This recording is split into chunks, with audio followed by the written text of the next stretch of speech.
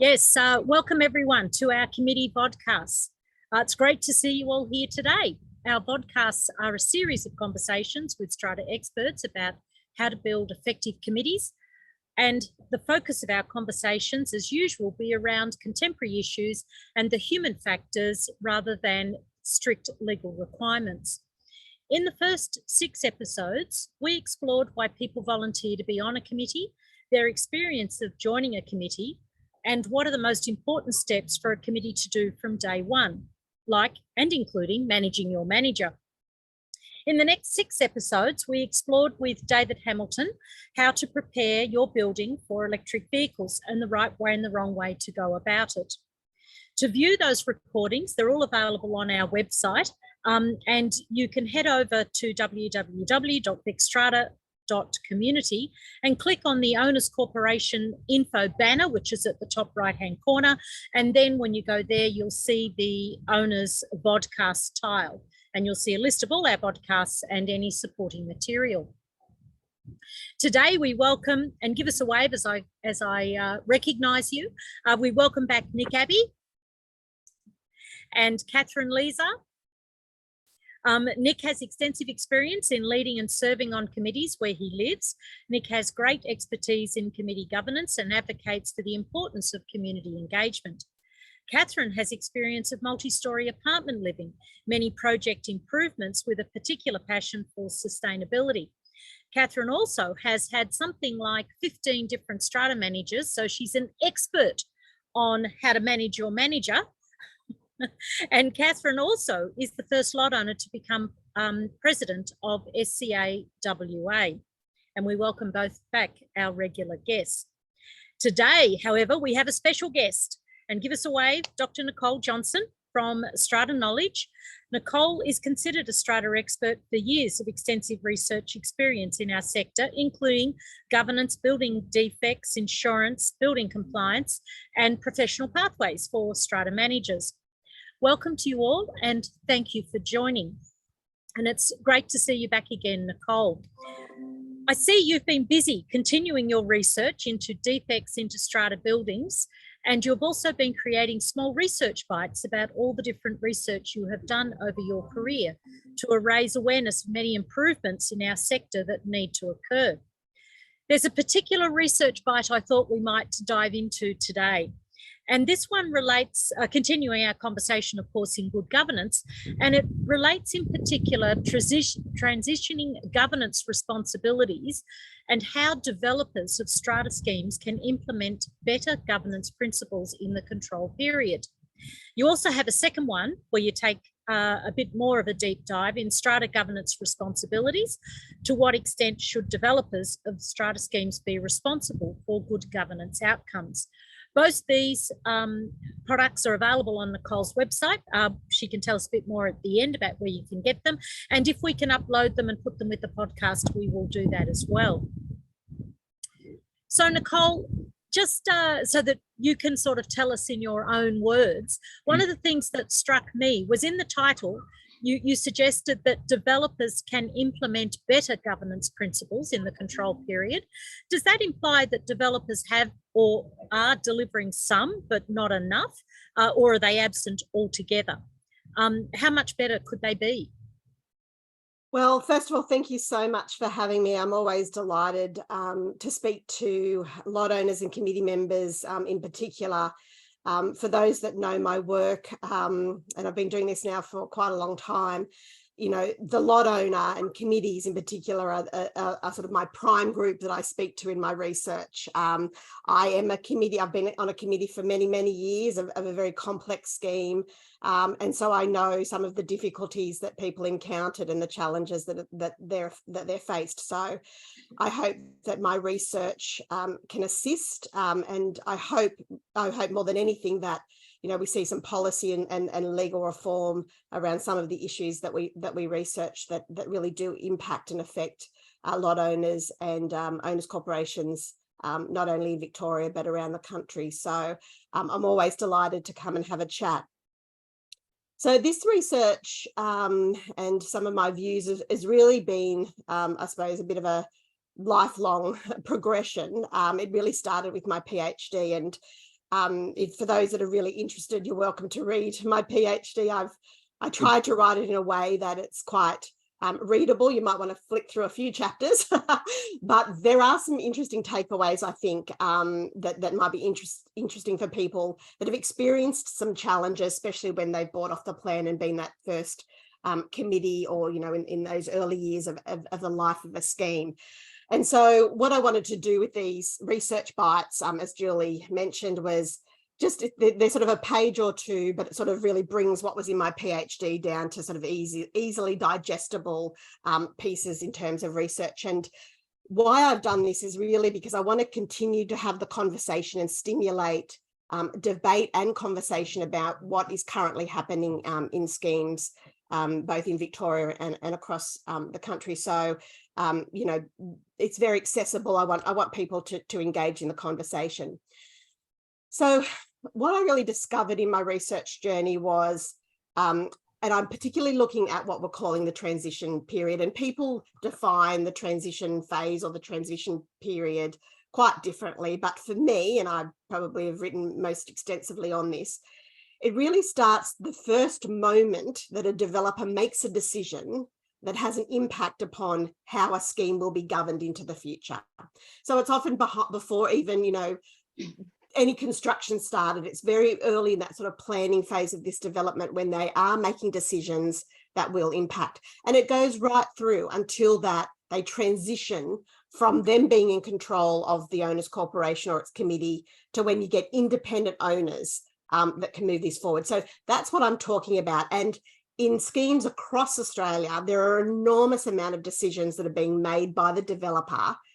And a lot of these are long-term decisions that have huge impacts. And what I find is that if you don't get this right in the beginning, if these decisions aren't made that are in the best interests of those collective owners going forward, sometimes you never get this right. Sometimes these schemes are impacted and affected for decades and decades to come. And so I'm very passionate about what happens here. So to get to your question, Julie, is I haven't really seen, and I might be wrong, and I'd be interested to see, you know, if things are being done better, but I have never seen where developers are even thinking about this, about the impacts of their decisions long-term on those independent owners from a governance perspective.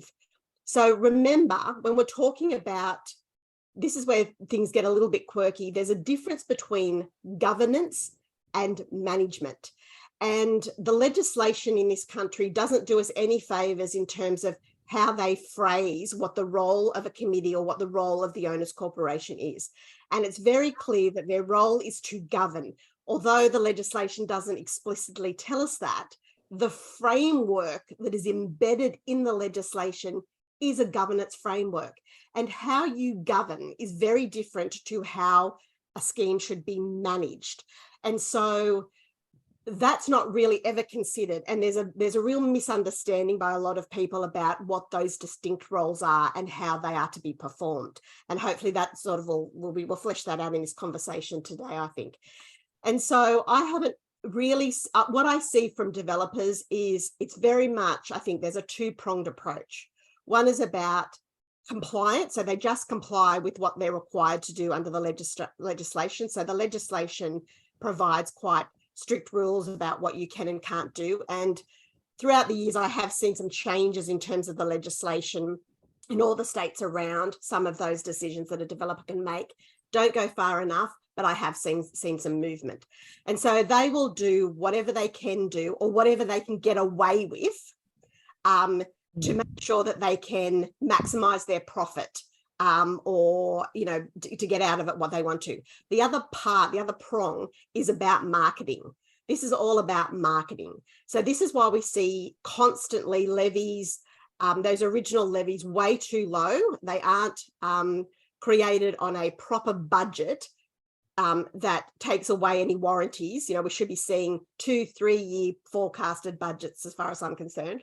And so that's why those new committees, you get in there, you're trying to work out who's who in the zoo, what your role is, what needs to happen. And then all of a sudden you're faced with, oh, we don't have enough money coming into our scheme for the operation of this scheme. And then you may be faced with other things like building defects, and then it becomes very, very, you know, a lot to take on. And so they do that because it's about a price point pressure, right? So they're trying to get the levies marketed at a low point. So it's called low balling. They try to get it at a low point right from the get-go. So you think when you're comparing which property to buy, you're going to go for the one that's got the lowest levies, or, you know, the lowest levy fees. And then you're left with really big issues to deal with. And we see this across all jurisdictions. It's a constant issue. And so it's about marketing, and it's about, you know, general compliance, and to get away with what they can create, that they can maximize their profit. But as far as governance, or any good governance principles being instilled in these owners corporations, I have not seen that. Yeah, it's interesting. And the comment around the budgets, you know, when you see in the media at the moment about the people coming off fixed mortgages, right? And the cliff, you know, and the uproar of this, it's nothing compared to the bill shock that people off the plan get when they come into a building, because the budgets have been stripped back so far that they almost double, you know, that they go in, which does segue across to Catherine. Thinking about that, you've had that experience of being the first owner in a newly completed apartment.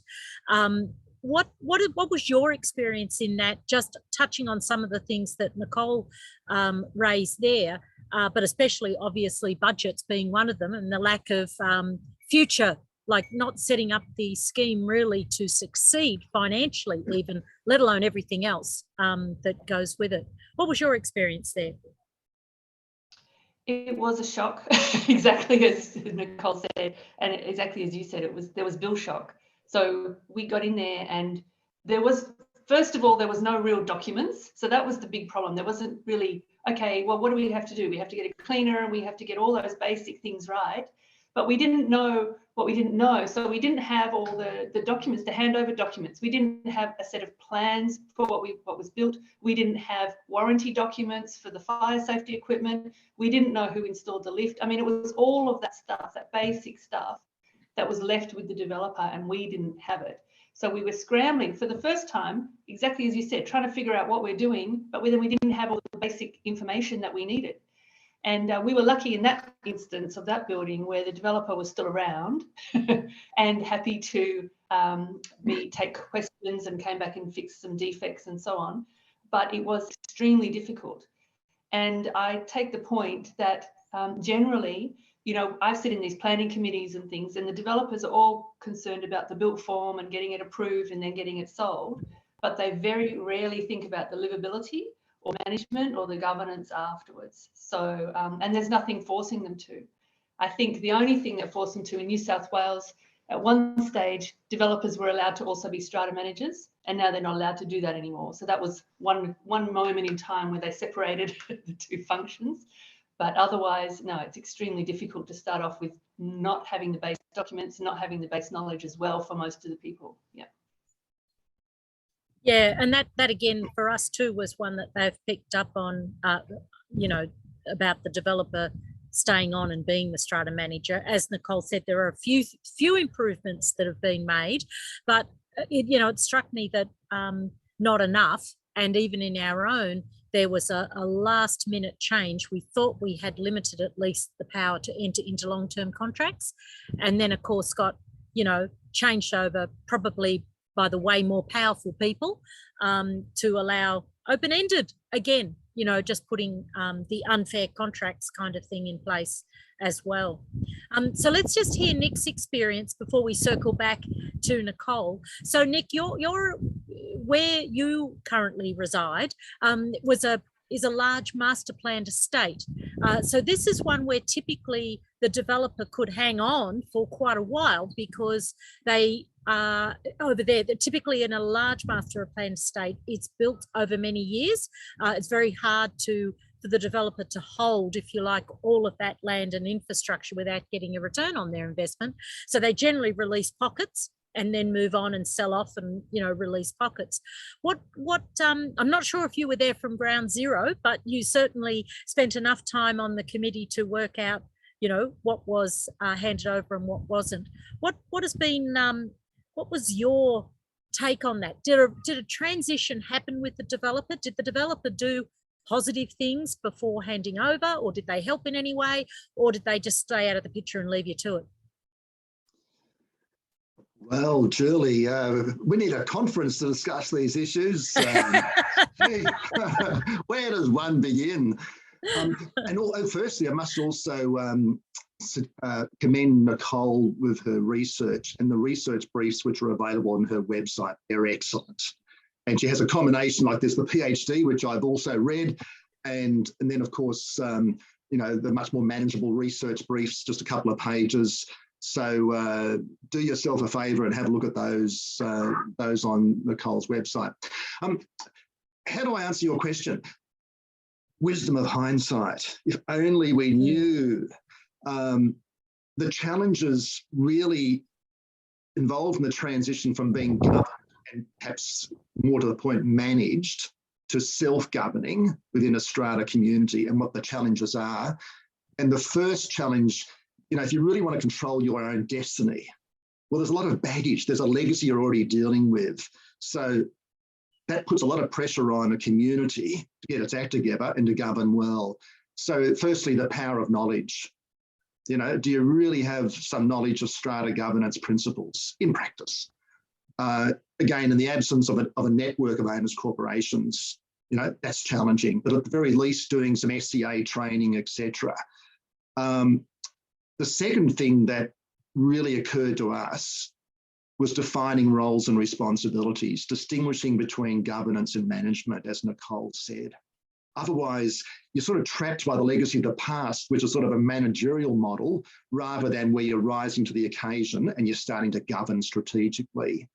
So, you know, the big picture decisions versus the day-to-day operations. Do you know what the difference is? And if you don't, the risk is it generates conflict with managers too, because you're just all operating from the same managerial playing field and you're not really growing together professionally and otherwise to become much more strategic. I just found a lot of the work initially was about compliance, and rightly so.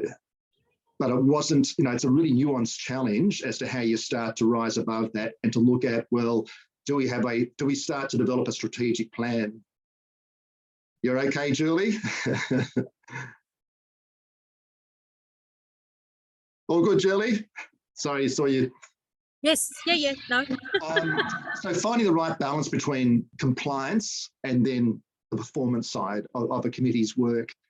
So really clarifying the committee's role in the strategy, and then of course managing all the legacy issues. I mean, in our case, there were positive legacies. You know, there was an institutional knowledge, which to some extent was made available. There were established practices. There were connections with stakeholders, including local government, you know, which we could capitalise upon. There were constraining legacies as well, obviously, which Nicole has mentioned, and they were certainly the case in our owners corporation. So it's sort of a mixed legacy. The other thing, how we build the partnership with the manager. I mean, managers, you know, transitioning to self-governance from a situation where you've been governed and managed, managers may see their role being diminished by that. In fact, their role was enhanced. As we grew together strategically in developing our governance, the role of the manager was enhanced, but that took some time to develop. So look, final points from my perspective, moving from a more passive role to an active self-governing one, it's a cultural shift. There may already have been some conflict, of course, so you have to deal with that. How you build the links between the committee, manager and lot owners, which we refer to, of course, as the strategic strata triangle. So, you know, have we done a community survey? How informed are we about what the issues are? And then are we developing those issues into something that's manageable and more strategic, you know, to really focus on future improvements? So, you know, just have the committee, the manager and residents engage each other, not only at the AGM, but throughout the year is crucial. And then, of course, as I said, you know, the transition from being governed and managed to self-governance, how a strata community seeks to control its own destiny, doing a SWOT analysis, just mandatory. Every committee must do a SWOT analysis. What are the strengths, weaknesses, opportunities, and challenges? and then, starting to think about, the strategic planning process, the shared goals, the work plan, involving residents. We would organise even our meeting agenda for committee meetings, of course, around the goals in our strategic plan. These were just practical steps towards our community extricating itself from the legacy, good and bad, of the past, to a committee and a community that was prepared to self-govern. Yeah, thanks, Nic. Nic mentioned a really important part, which is about the role of the manager, Nicole, in this process. Now, I note in the research bite that we're discussing, and that the manager obviously, or I shouldn't say obviously, because not always developers engage a manager in that transition process. Some just like to go it alone and just appoint somebody at the end of the journey. Some do get a strata manager engaged early on because of the expertise that perhaps that the manager can bring to something in a more complex kind of a building. But it is a kind of a dual role, isn't it, for where the manager is involved, and then the awkwardness around that. Was that a fee for service? Was that included in the, like a handshake deal going on? What's the message for our strata managers there? And I mean, ideally the developer was paying for the expertise as a fee for service, and then the developer goes to tender to any Tom, Dick or Harry. Obviously that's utopia, but the industry isn't that big. In fact, America even struggles to actually support a business model of that kind as well.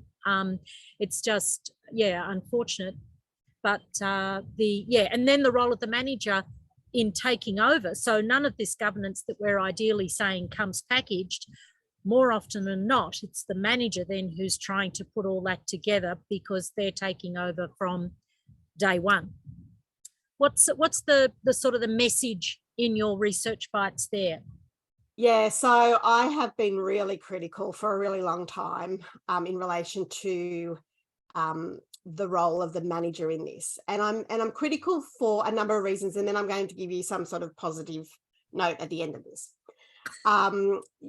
Managers are absolutely placing themselves in a conflict of interest.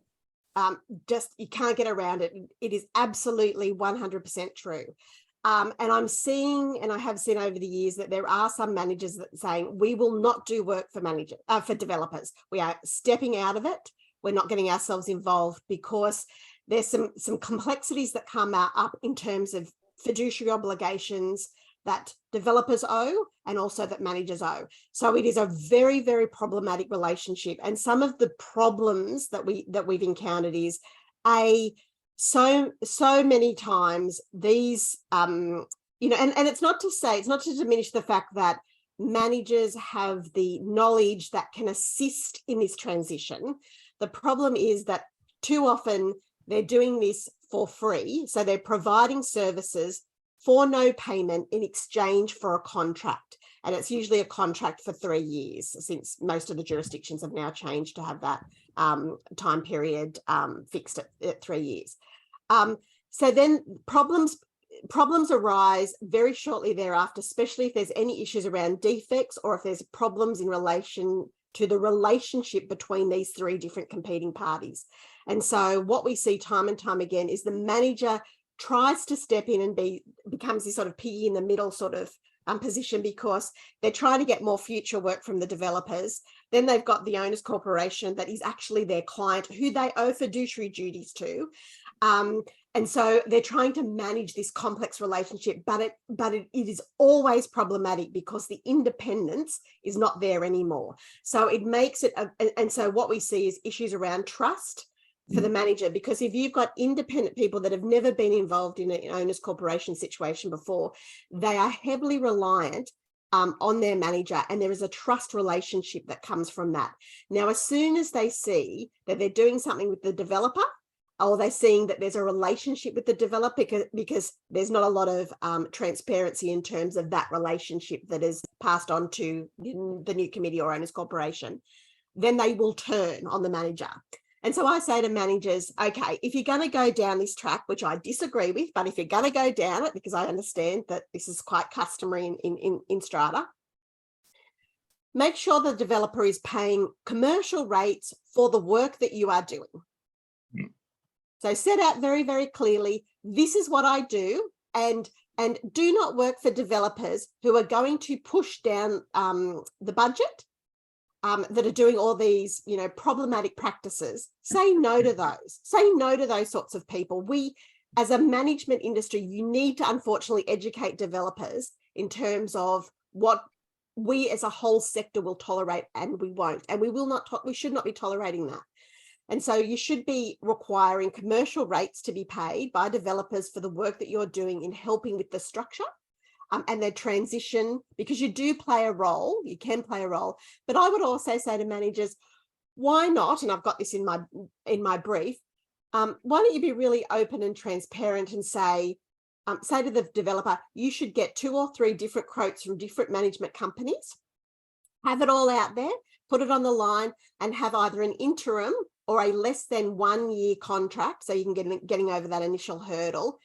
And if you're doing a really good job, this is what I say to managers all the time, if you're doing a really great job for your clients, they will keep you on. If you're not, it's just going to be a festering nightmare for everyone involved. And so be open, say to the developer, you need to go and get 3 independent quotes from different management companies, put it out there, put it in your records. At that first AGM, you make it very clear that you went out and why you selected. Be very, very clear about why this particular management company was selected for that interim contract. What was it about them? They may have had experience dealing with large master planned estates like what Nic's involved in, or they might deal with better sort of particular types of infrastructure. Explain. They need to explain why this management company was chosen in the first place. Why are they the best managers for this particular scheme?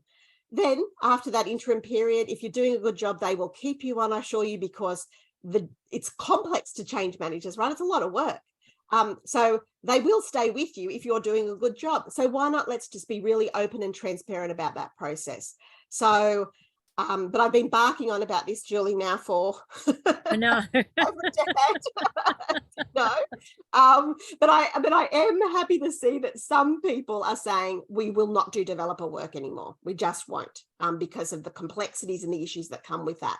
So I applaud those management companies, but we've still got a way to go. And I think that having some better tools to give to managers across across the country to say, these are the things that we think you need to be doing better. So you need to have, think about these commercial rates for the work you're doing. Think about all these things. If you're going to do developer work, because this whole argument about China, if someone says to me, oh no, we put up a Chinese wall, going to end myself. It's just ridiculous. But we need to have some tools and better education around setting ourselves up better for the future from a management perspective, because I think it also has an impact, Julie, on managers, the way managers seen from a professional standpoint. It's impacting their pathway to be seen as a professional organisation. So yeah, that's my 2 cents worth. I'll pipe down now. Yeah. Look, we've sort of technically run out of time. Obviously, there's so much more we could speak about this. So I think we're going to have to ask you if you could come back to continue this session. But I think one of the top points that sort of came out too was this division of leadership and compliance. That there's the compliance side that obviously needs to be tick the box, has got to be done, but there is an emerging role for managers in particular to step up and fill and guide in that leadership, as Nic says, that kind of partnership in governing well together, and doing that from that perspective. And so that value add is something, bring up the skills on that side would be good, I think, for the strata manager industry as well. Catherine, any last thoughts? And then I'll finish with I want to come back next time and listen more to Nicole. But I think there's also something that we need to say about how the levies are set in those early days. Is there a strata manager involved, or is the developer doing it, or whatever, for the advertising versus the reality? So we got to get back to that discussion next time. Yeah. Yes, yes, and fiduciary duty. Geeta has said about fiduciary duty, and I think a lot of people don't understand what that term is.